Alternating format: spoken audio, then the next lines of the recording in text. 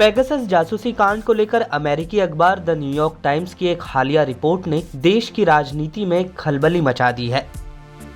New York times ने खुलासा किया है कि भारत सरकार ने लोगों की जासूसी करने वाले विवादास्पद स्पाईवेयर टूल पेगासस को साल 2017 में इजराइल के साथ एक बड़े हथियारों के सौदे के तहत खरीदा था। निजी जानकारी एकत्र करने के लिए इस्तेमाल में लाए जाने वाले इस स्पाईवेयर का निर्माण इजराइल के NSO ग्रुप ने किया है। न्यूयॉर्क टाइम्स की रिपोर्ट के मुताबिक पेगासस स्पाईवेयर की खरीद भारत और इजराइल के बीच हुए $2 अरब यानी करीब 12,880 करोड़ रुपए के अत्याधुनिक हथियारों और खुफिया उपकरणों के सौदे के दौरान की गई।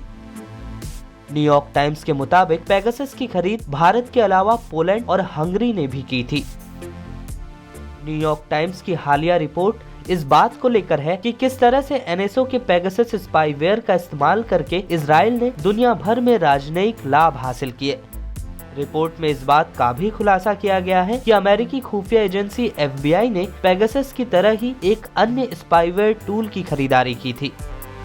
द न्यूयॉर्क टाइम्स की रिपोर्ट के मुताबिक साल 2017 में भारत ने पेगासस खरीद लिया था। रिपोर्ट के अनुसार पेगासस और एक मिसाइल प्रणाली $2 अरब के एक व्यापक रक्षा पैकेज का मुख्य हिस्सा थे। जुलाई 2021 में द वायर समेत कई अंतर्राष्ट्रीय मीडिया संस्थानों के एक संघ ने दुनिया भर के देशों में पेगासस के इस्तेमाल का खुलासा किया था।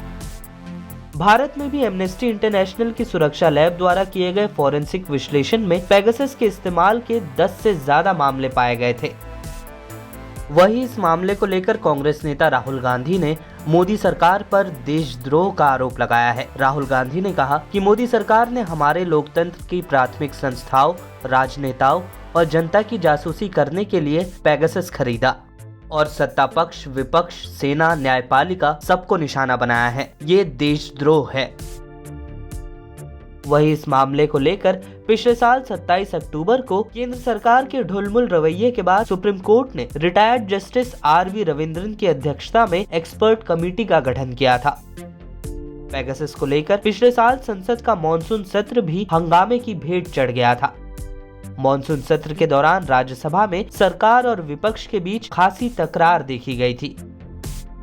इस दौरान पेगासस पर बयान देने खड़े हुए IT मंत्री अश्विनी वैष्णव से तृणमूल सांसद शांतनु सेन ने पेपर छीनकर फाड़ दिया था, जिसकी वजह से सत्ता पक्ष और विपक्ष के बीच तनाव की स्थिति पैदा हो गई थी। इस वीडियो में फिलहाल के लिए इतना ही। देश दुनिया की तमाम ताजा तरीन खबरों के लिए लोकमत हिंदी को सब्सक्राइब करें। अगर यह वीडियो आप Facebook पर देख रहे हैं तो हमारे पेज को फॉलो करना न भूलें।